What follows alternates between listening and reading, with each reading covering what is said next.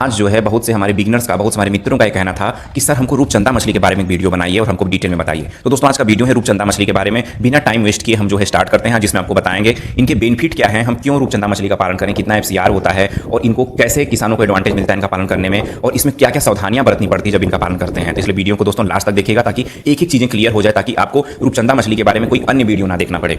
दोस्तों सबसे पहले मैं आपको बता दूं कि रूपचंदा जो मछली होती है वो ब्राजीलियन मूल की मछली होती है। आपको बता दूं कि इसको हिंदी में तो रूपचंदा और इंग्लिश में इसको रेड बिलाइट पिराना के नाम से जानते हैं, और कुछ लोग इसको चाइनीज पॉम्फ्रेट भी कहते हैं। दोस्तों ये जो मछली होती है इसकी कुछ विशेषताएं होती हैं, आपको कैरेक्टरिस्टिक जिसके कहते हैं। आप कहेंगे वो क्या होता है? दोस्तों सबसे पहली चीज कि जैसे आपने थाई मांगुर का जो एक मछली सुना था पिछले समय, तो थाई मांगुर मछली थी जो भारत सरकार द्वारा हमारे भारत में बैन कर दी गई है। ये मछली ठीक उसी तरह की मछली होती है, जिसके दांत होते हैं, जबड़े बहुत बड़े होते हैं। ये कम टाइम में ग्रोथ इनकी ज्यादा होती है। ये जो है फ्लोटिंग फीड प्रीफर करती हैं, मतलब तैरता हुआ दाना खाना ज्यादा पसंद करती हैं। इनकी स्टॉकिंग डेंसिटी जो होती है आईएमसी जो मछली है उसकी तुलना में 1.5 गुना ज्यादा होती है। मतलब कि जैसे आप 1 एकड़ में आईएमसी मछलियों को 4 से 5 हज़ार की क्वांटिटी में डालते थे तालाब में, तो इसमें क्या करेंगे कि हम इसका 1.5 गुना ज्यादा, मतलब 1 एकड़ में हम 7 से 8 हज़ार के लगभग इतनी मछली को है हम 1 एकड़ में कर सकते हैं, जो कि बहुत अच्छी चीज है। दोस्तों अच्छी चीज ये भी है कि इसका जो प्राइस होता है, मार्केट प्राइस, वो आईएमसी के बराबर ही होता है। मतलब जब आप आईएमसी करते हैं तो 4 से 5 ही हज़ार डालेंगे, लेकिन इसको 7,500 डालेंगे और बिकने वाली उतने ही रेट की है लगभग। तो जो है आपके लिए बहुत ही अच्छी एडवांटेज है जो भी इसका जो है पालन करते हैं। इसका एफसीआर जो होता है 1.5 होता है, और ये जो है मोनोकल्चर ही इसमें कर सकते हैं, मतलब सिर्फ एक ही तरह की मछली का पालन कर सकते हैं, इसके साथ किसी अन्य मछलियों को नहीं डाल सकते। दोस्तों ये तो हो गई कैरेक्टरिस्टिक्स। अब आप कहेंगे कि सर ये क्या खाती है? दोस्तों मैं आपको बता दूं कि इसका खाना भी बिल्कुल आईएमसी की ही तरह होता है। जैसे आईएमसी मछलियों को आप सरसों की खली 50% और जो है कन्ना और जो चावल के छोटे छोटे टुकड़े होते हैं उसको 50% लेकर के खिलाते हैं, ठीक उसी तरह से ये भी खाती है। जैसे आप मार्केट का फ्लोटिंग दाना जैसे खिलाते हैं आईएमसी मछलियों को, ये भी ठीक उसी तरह से दाना खाती हैं। एक चीज़ है जो डिफरेंट है, जो आप आईएमसी मछलियों को नहीं खिलाते हैं और इनको आप खिला सकते हैं, वो क्या है? Waste of chicken. मतलब ये जो चिकन के जो वेस्ट होते हैं, जो बचा हुआ सब गंदगी होती है, ये सभी चीज़ें ये मछलियाँ खा जाती हैं। वेस्ट ऑफ चिकन, जो भी चिकन के वेस्ट निकलते हैं।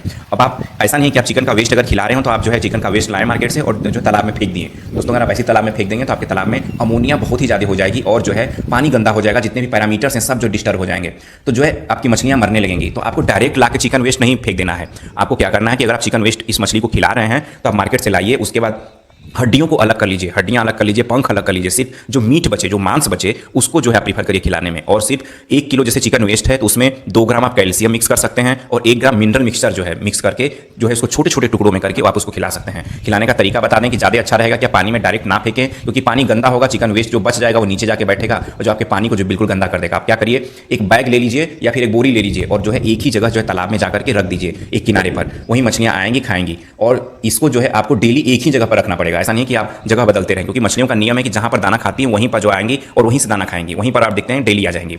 तो जो है इस तरह से वो आप जो है इनको खिला सकते हैं दाना। दोस्तों आप पूछेंगे कितने प्रोटीन का दाना खाती हैं? दोस्तों सेम जैसे हमारे आईएमसी मछलियों का होता है उसी तरह के प्रोटीन का, जैसे 1 से 10 ग्राम में 34 से 36 प्रोटीन, 10 से 50 ग्राम की अगर मछलियां तो 32 प्रोटीन, 50 से 100 ग्राम की मछलियां हैं तो 30 प्रोटीन, अगर एबव 100 है तो 28 या 24 प्रोटीन का भी दाना खिला सकते हैं। जस्ट सेम जैसे आईएमसी मछलियों को होता है वैसे इनका भी है।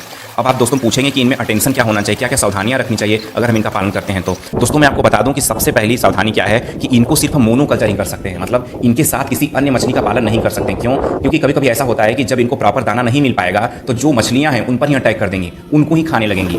तो इसीलिए हम सिर्फ और सिर्फ इनका अकेला पालन करते हैं, इनके साथ किसी और मछली का पालन नहीं करते हैं। दोस्तों दूसरी चीज़ क्या है, अगर आपकी मछलियां आधे किलो से बड़ी हो जाएं सपोज करिए, तो जो है इसको तालाब में किसी नए लोगों को ना भेजिए, क्योंकि इनको अगर आप तालाब में पैर डालते हैं तो इनको ये नहीं पता चलेगा कि चिकन है कि आपका पैर है, तो उस पर जो है झपट सकती हैं। तो जब भी आपको मरवाना हो मछली या जाल चलवानी हो तो जितने एक्सपीरियंस लोग हैं जो मार रहे हैं कई समय से मछली, सिर्फ उन्हीं को ही आप जो है प्रीफर करिए कि आप अपने तालाब में जाने दें। ऐसा नहीं कि नए नवेले लोग हैं या बच्चे हों तो उन पर मत क्यों, क्योंकि अटैक भी कर सकती हैं। तीसरी चीज़, जैसे गाँव में आप देखते होंगे कि पोखर होता होगा, सरकारी पोखर, तो अगर सरकारी पोखर है या फिर सरकारी तालाब है कोई, उसमें जो है इस मछली का पालन मत करिएगा। क्यों? क्योंकि उसमें बहुत से जानवर आते हैं पानी पीने, बहुत से जीव जंतु जानवर, तो उन पर भी ये अटैक कर सकती हैं। इसीलिए आप जो है सरकारी जितने भी पोखर हैं, जो पब्लिक की चीज़ें, वहाँ पर मत करके अपने प्राइवेट अगर पर्सनल चीज़ें हैं उसमें इनका पालन करेंगे तो ज़्यादा अच्छा होगा।